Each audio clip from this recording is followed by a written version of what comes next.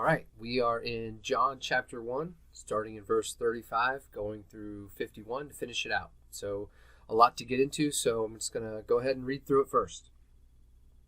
The next day, again, John was standing with two of his disciples, and he looked at Jesus as he walked by and said, "Behold, the Lamb of God." The two disciples heard him say this, and they followed Jesus. Jesus turned and saw them following and said to them, "What are you seeking?" And they said to him, "Rabbi," which means teacher, "where are you staying?"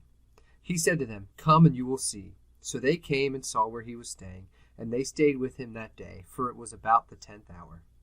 One of the two who heard John speak and followed Jesus was Andrew, Simon Peter's brother. He first found his own brother Simon and said to him, "We have found the Messiah," which means Christ. He brought him to Jesus. Jesus looked at him and said, "You are Simon, the son of John. You shall be called Cephas," which means Peter. The next day, Jesus decided to go to Galilee. He found Philip and said to him, "Follow me." Now Philip was from Bethsaida, the city of Andrew and Peter. Philip found Nathanael and said to him, "We have found him of whom Moses in the law and also the prophets wrote, Jesus of Nazareth, the son of Joseph." Nathanael said to him, "Can anything good come out of Nazareth?" Philip said to him, "Come and see." Jesus saw Nathanael coming toward him and said to him, "Behold, an Israelite, indeed, in whom there is no deceit." Nathanael said to him, "How do you know me?" Jesus answered him, "Before Philip called you, when you were under the fig tree, I saw you." Nathanael answered him, "Rabbi, you are the Son of God. You are the King of Israel." Jesus answered him, "Because I said to you, I saw you under the fig tree, do you believe? You will see greater things than these." And he said to him, "Truly, truly, I say to you, you will see heaven opened up, and the angels of God ascending and descending on the Son of Man." So, like I said, a lot there.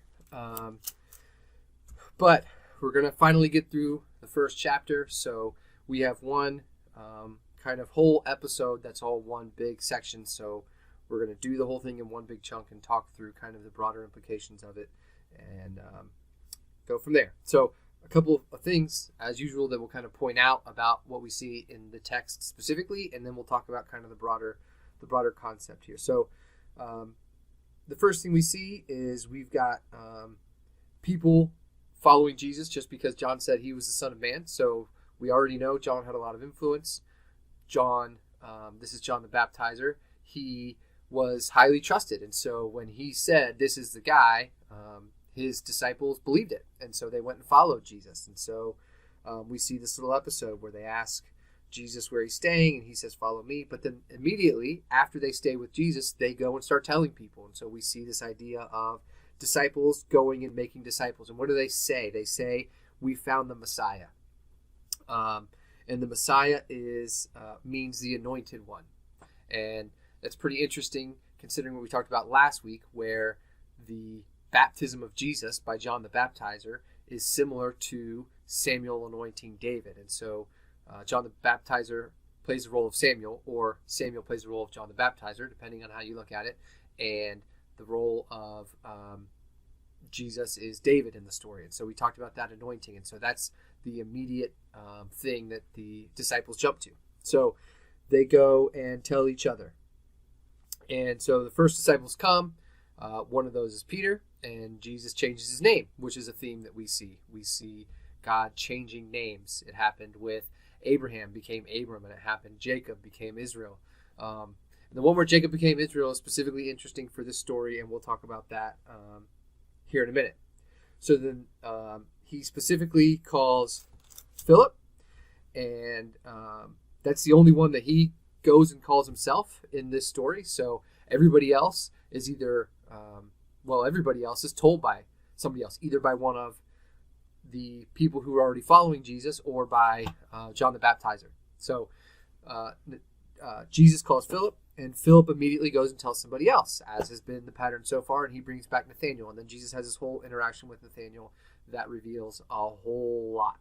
And so the first thing he does is he says to Nathanael, he calls him an Israelite, and then he says, "In whom there's no deceit," which is interesting because the original Israelite, the father of the nation of Israel, was a guy named Israel. I just mentioned him, right? Jacob became Israel. And so in Jacob there was deceit. We already know this story. Jacob deceived his brother and his father in order to get his brother's birthright and to get his brother's blessing. So when he does that, he is the deceiver. That's basically what Jacob means. So he becomes Israel, and so Israel is one who wrestles with God, and so he's no longer the deceiver, but the one who wrestles with God, and that's what Jesus refers to Nathanael as, after he's just changed the name of Peter. So there's a clear connection there that Jesus is engaging directly with this idea of Israel, that these men, especially Nathanael, because that's who he's talking directly to, are specifically familiar with. And so he continues that. So he makes this next statement. Nathanael says, how do you know me? And Jesus says in verse 48, before Philip called you, you were under the fig tree. When you were under the fig tree, I saw you. So you can read this and you see Nathanael's reaction is immediately, Rabbi, you are the Son of God. Excuse me. And you can see this and say, oh, so Jesus knew where Nathanael was without being with Nathanael, yet he still saw him. So this supernatural ability to see Nathanael is the giveaway that Nathanael needed. That's possible, I guess. If somebody told you they saw you doing something very specific yesterday, but you know that they weren't there, it might get your attention. But there's something deeper actually going on than just that. And Jesus is referring to a specific passage from the Old Testament. He's calling directly on an idea that Nathanael is certainly familiar with. And this comes from Zechariah, who was a prophet in the Old Testament. And I'm actually going to flip back and read through what it says in Zechariah, and because there's a couple things that I'm going to reference out of that. So in Zechariah, it's actually in chapter 3, and it's verses 8 through 10. So I'm going to quickly read verses 8 through 10 and then talk about why that is significant. Hear now, O Joshua, the high priest, you and your friends who sit before you, for they are men who are a sign. Behold, I will bring you my servant, the branch. For behold, on the stone that I have set before Joshua, on the single stone with 7 eyes, I will engrave its inscription, declares the Lord of hosts. I will remove the iniquity of this land in a single day. In that day, declares the Lord of hosts, every one of you will invite his neighbor to come under his vine and under his fig tree. So Jesus specifically mentions being under a fig tree, and that is something that Nathanael is going to automatically connect with. In this time, these Jews, they're very aware, very knowledgeable about what it says in these Old Testament scriptures. So Jesus didn't have to say a lot beyond that for Nathanael to know right away that Jesus was talking about something bigger when he mentions being under this fig tree and the significance of that concept. And I was trying to think of an example where something in present time that we might be able to relate to along these lines. And I was actually trying to think of this and listening to the radio and happened to hear this thing happen that I thought was a perfect comparison. And so I was listening to the radio, and there's these two guys talking, and they were having this conversation about if they were to be able to go to the future, if they were to be able to go 100 years into the future and just see how some of the things that are happening in our culture today, how they ended up playing out, and what how history looked back on this time or whatever, and what that would be like. And right as they were kind of wrapping up that conversation and going to a commercial break, one of the two guys in the conversation said, well, I know one thing, I would bring back a sports almanac, which is just a very simple comment, right? Bring back a sports almanac. But if you're familiar with the Back to the Future movies, you know that that's a very specific reference. The reason that radio host said that he would bring back a sports almanac is we know that in Back to the Future, one of the characters, I think it was Marty McFly, goes to the future, he gets a sports almanac, he brings it back to the past, and then that way he can bet on the sporting events that happen and make a lot of money because he knows exactly who's going to win and lose because he has a sports almanac from the future. So all of that stuff, and if you've seen those movies, you can understand that whole story. You can understand, you know who Marty McFly is, you know the situation, you know what he does, you know how the whole thing works out. And so all of those details about that story immediately come rushing back, immediately enter your consciousness, even though you previously weren't thinking about it, simply because two words are mentioned in this conversation where he says sports almanac in the context of talking about traveling to the future.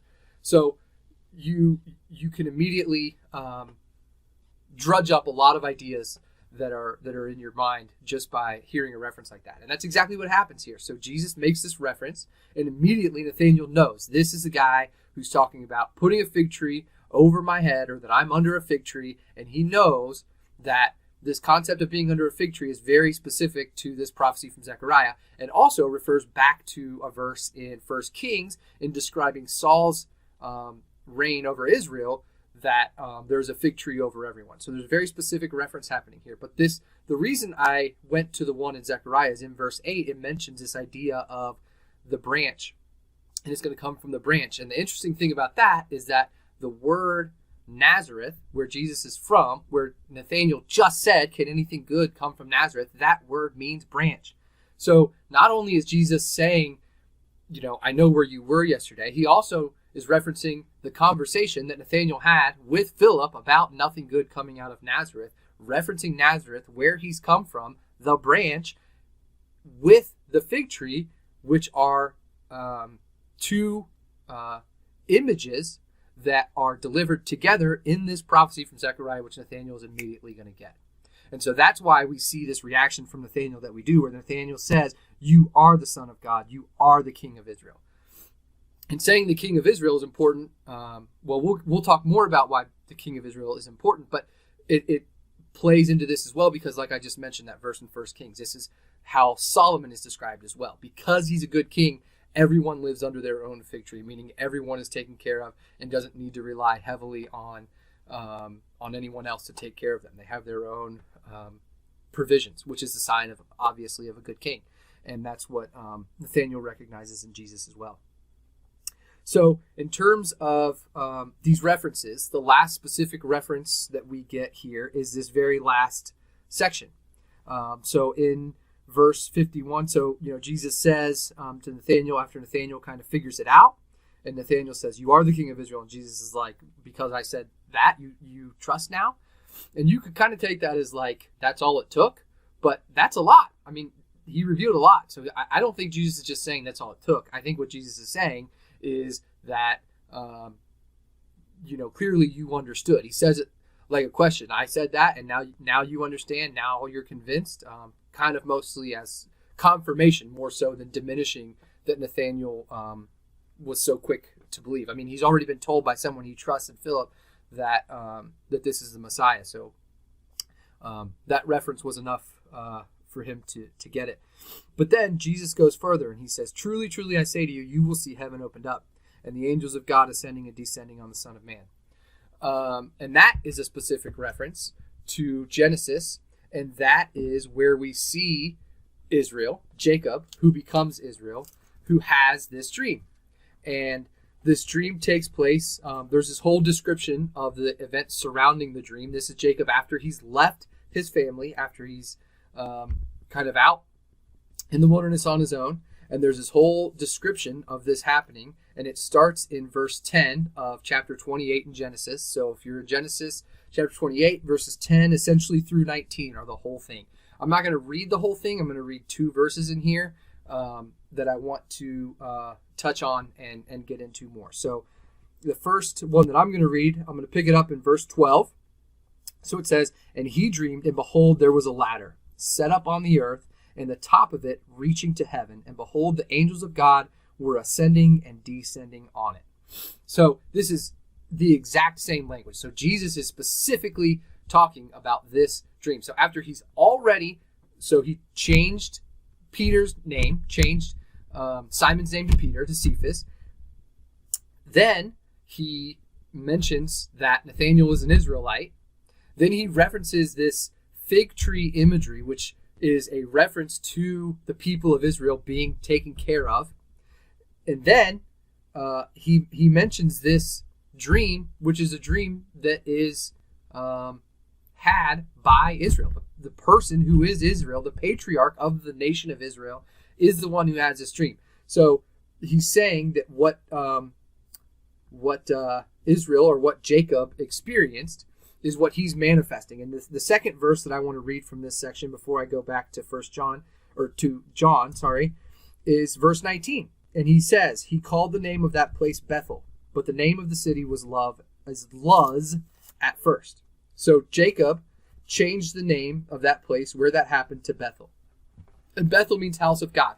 So because of this experience that Jacob had, and in that dream there are some things that are promised to Jacob about being having that land and his descendants ruling over it.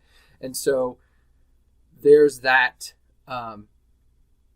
there's this idea for Jacob that this is the place that is God's place, and he says this will be called Bethel because this is the house of God, and it's a specific place. He kind of puts a flag down, not literally, but marks this as this is the place where he had this dream, and he knows that this is where this ladder is of angels ascending and descending between earth and heaven, and this is where God dwells. And that brings me to an even bigger point that maybe it's just me, but I feel like there's a bigger thing going on in this whole section that I just I don't know. I can't escape. So I know I can read too much into these things, but I think that there's a legitimate case to be made here that Jesus is not just Jesus, but John, who is writing this, is really drawing us away from this idea of specific places, and thinking of God as a person who is mostly concerned or mostly exists in some specific or limited spaces. And I've got a few kind of references and things here that are mentioned that I think make that case. But like I said, maybe I'm crazy. So I'll give them to you and I'll let you decide. So the big thing is what he's referencing here at the very end.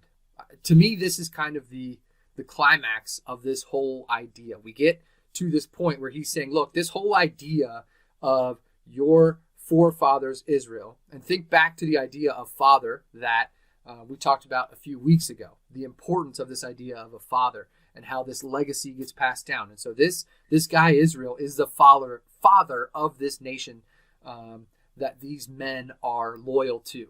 And so we see Jesus saying that guy who kind of pinpointed this place, Bethel, that is where this interaction between God and earth happens, that doesn't have to be at a specific place.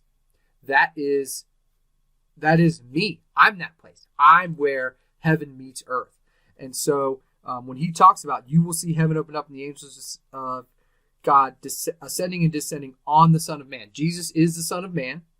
And he's also, that is kind of a reference to Daniel chapter 7. So the whole chapter of Daniel is this whole idea of this vision that Daniel has where there's these beasts, and kind of the hero and the one who rules over everything in the end is this Son of Man. And that's who Jesus is. And he's saying that. So the Son of Man is not restricted to this place, this specific point, which I think it culminates in this, because I think there's a lot of things that are mentioned earlier that kind of lead you to this conclusion as well. So as you go through this story, the very first thing, the first words that Jesus speaks in this book, we've gone however many weeks in a New Testament book and have not mentioned Jesus at all, which is kind of surprising in itself. But the first time we actually see Jesus interacting as a character, besides just being present for the story of him being baptized, is this conversation that he has with the two followers of John the Baptizer, when he says, basically, what are you looking for? What are you seeking? What are you trying to do? And they said to him, where are you staying?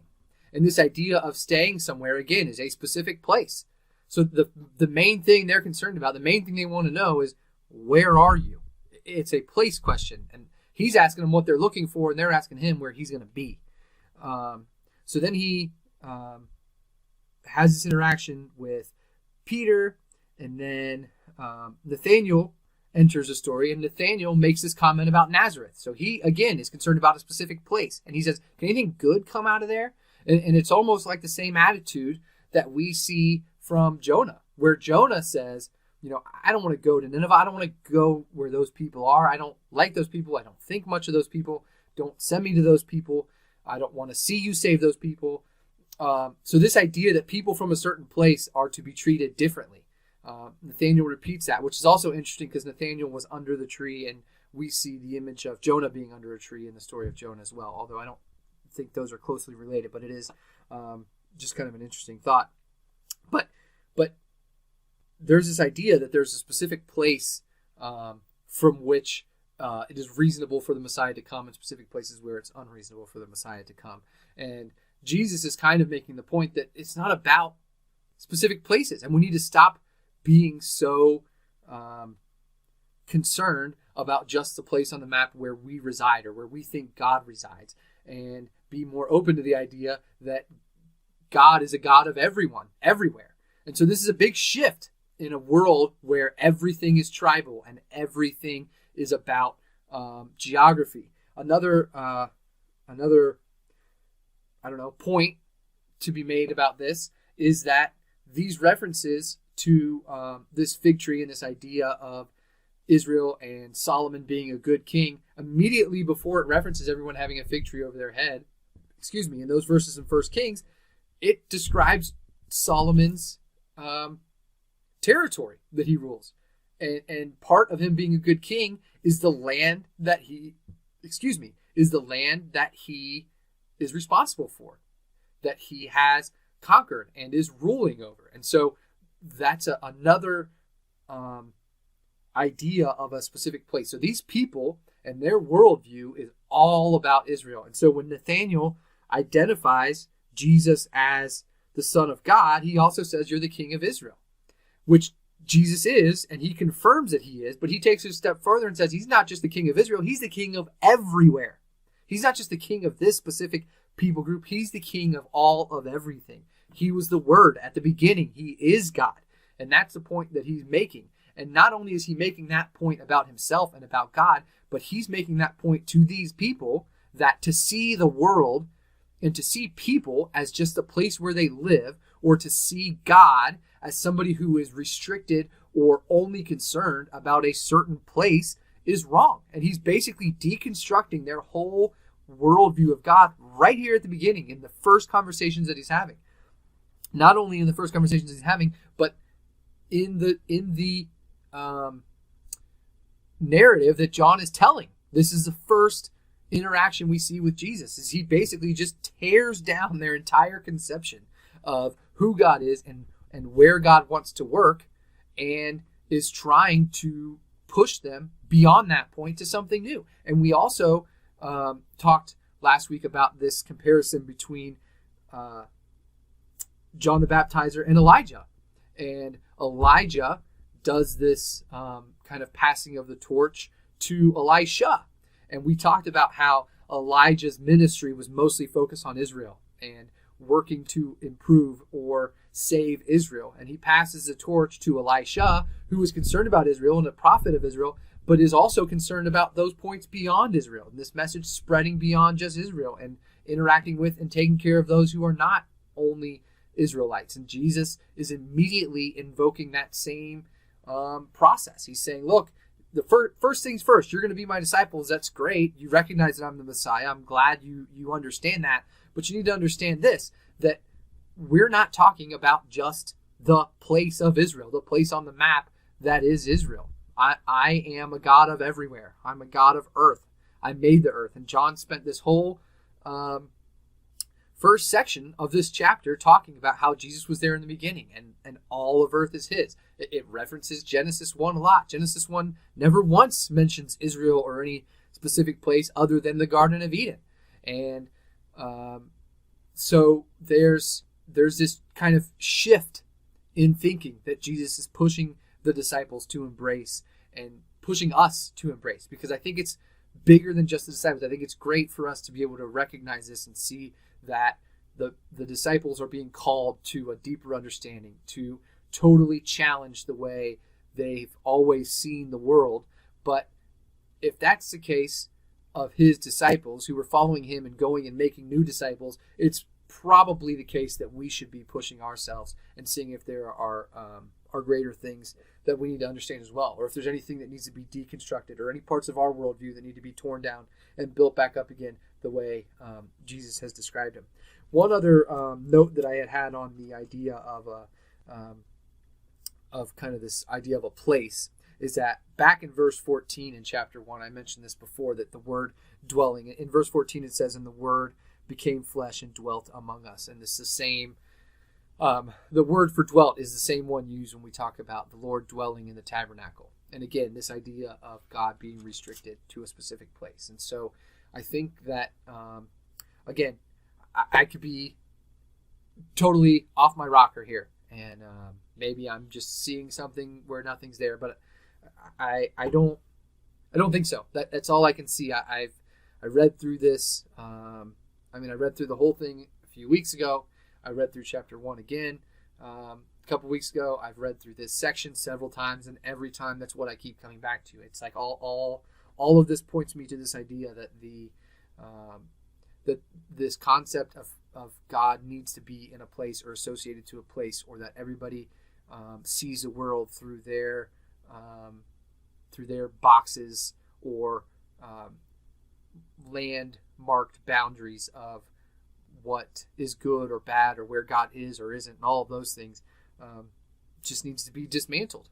And so I think that Jesus is making that point while having these clear interactions about calling people and confirming that he's the Messiah and defining what his mission is specifically. So there's a specific mission that he is the conduit. He is going to be where there is now the ability for people to interact with God, and the angels will ascend and descend. But that is that is the kind of base level of what's being delivered here, and I think we can all read that and understand that clearly. So I'm trying to look to see if there's something kind of underneath that description that has deeper value for us. So hopefully I've done that. You can come and tell me if I didn't. I'm going to read a few questions and we'll talk about that. But before I do, I just want to mention really quickly one other thing, is that these videos, not all of these videos, but a lot of this information that I'm getting, and this one in particular, comes from a talk that I saw on the book of John. It's 4 parts. Each part is probably an hour-ish long, I think. It's by a guy named Tim Mackie, who is one of the co-founders of the Bible Project. If you've ever watched any of those videos, if you watch this video of him talking, you'll immediately recognize his voice if you've watched those, because he's one of the narrators. So that's where a lot of this information has come from.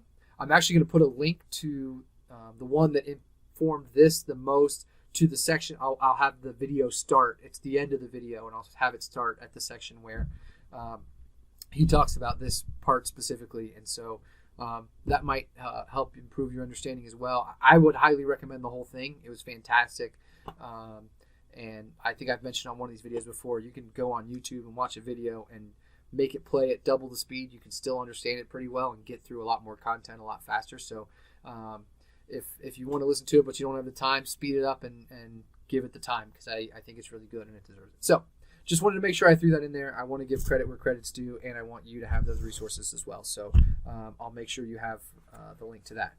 Let me read through these questions real quick, and then we will call it a day. So the first question is, why do you think it was important to shift the thinking away from specific places to a more holistic view? Are there places, in air quotes, in your life that you need to shift away from? Meaning not just are there specific places, but are there symbolic places, meaning things where you're putting God into a specific box, or you're restricting your ability to see a bigger picture by the way that you're viewing the world. Then why do you think God changes people's names? So we saw that with Simon becoming Peter. We've seen that in the Old Testament. Why does that keep happening? And then we see the disciples spreading the news of the Messiah. So how are you spreading the news of the Messiah?